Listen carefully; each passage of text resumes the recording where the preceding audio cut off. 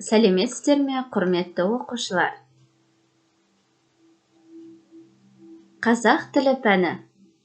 Сабағымыздың тақырыбы Қазақстан ядросыз әлем қозғалысының көшбасшысы.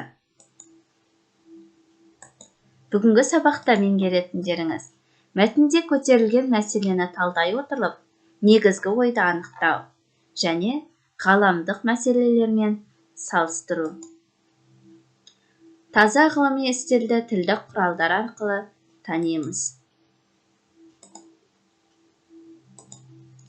Тыңдалым мәтіні.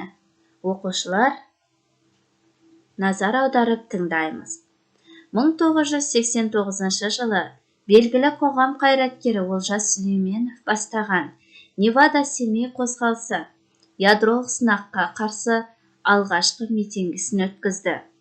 КСРО мен ақш президенттеріне жариялаған үндеуде былай айтылған еді: сайын даламыз ядролық жарылыстардан қалтырап бітті. Сондықтан да енді ары қарай үнсіз қалуымыз мүмкін емес. 40 жыл ішінде бұл арада мыңдаған Хиросималар жарылды. Біз келешекті қауіппен күтудеміз. Уайымсыз отырып, су мен тамақ ішу, өмірге нәресте әкелу мүмкін емес болып барады.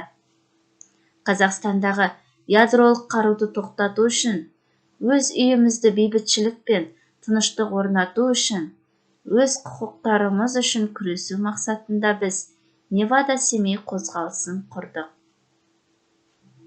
Осындай жан-жақты қарсылықтардан кейін Кеңес үкіметі жарылыстарға мораторий жариялады. Кейін 1991 жылы 28 тамызында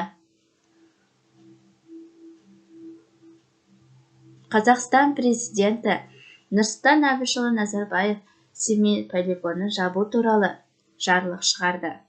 Осылайша қазақ елі атом бомбасынан бір жолы бас тартқан болатын. Президенттің осы әрекетінен кейін Ресей мен ақш-тағы және Франциядағы ядролық сынақ алаңдарында да жарылыстар тоқтатылды. Қазақстан Семей сынақ алаңы жабылған сәттен бастап, адамзат тарихындағы ең зұлмат сойыл ядролық қарумен күрестің көшбасшысы атанды. Семей сынақ алаңы жабылған 29 тамыз Біріккен ұлттар ұйымының қарарымен ядролық сынақтарға қарсы халықаралық іс-қимыл күні ретінде жарияланды.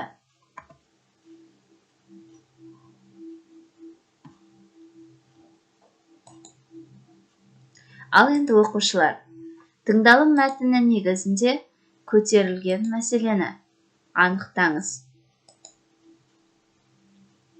Мәтінде көтерілген мәселе және де дескриптор. Мәтіндегі негізгі мәселені анықтайды, өз көзқарасын білдіреді. Қоғамдық, саяси және ғылыми. Үшінші тапсырма. Мәтіндегі негізгі ойды анықтаңыз. Ғаламдық мәселемен байланыстырыңыз. Мәтіндегі негізгі ойды білдіретін сөйлемдер және де мәтіндегі негізгі ойды білдіретін сөз тіркестері. Дескриптор. Негізгі ойды анықтайды, ғаламдық мәселелермен байланыстырады. Төртінші тапсырма. Мәтінді мұқият оқыңыз, берілген кестені толтырыңыз. Қазақ елінің тәуелсіздік алғанына биыл 25 жыл. Егемендікке қол жеткізгеніне ширек ғасыр ғана толса да, Қазақстанның бағындырған белесі аз емес. Бастысы, тарихи тамыры терең, халқымыздың ұстанған бағыт-бағдары айқын. Еліміз бүкіл әлемге ядролық қарудан бас тартқан бейбіт өмірдің жаршысы ретінде танылды.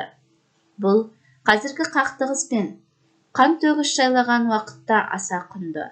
Талай қиындық пен қайғы-қасіретті басынан кешірген қазақ халқы үшін тәуелсіздік пен бейбітшіліктен асқан қастерлі ұғым жоқ шығар. Қанша жығылса да, қайта қасқайып тұруға жігері жеткен халықтың тәуелсіздік таңы атар сәтте бейбітшілік жолын таңдауы да осыдан болар. Мәтін бойынша кестені толтырыңыздар. Мәтіннің терминдер, мәтіннің стилі, жанры және құрылымы. Дескриптор мәтінді түсініп оқиды, ғылыми стиль жанрына талдау жасайды. Қорытынды. Пупс формуласы бойынша сабаққа қорытынды жасаңыз. Менің ойымша, себебі мен оны былай түсіндіремін, мен оны былай деп дәлелдей аламын. Осыған байланысты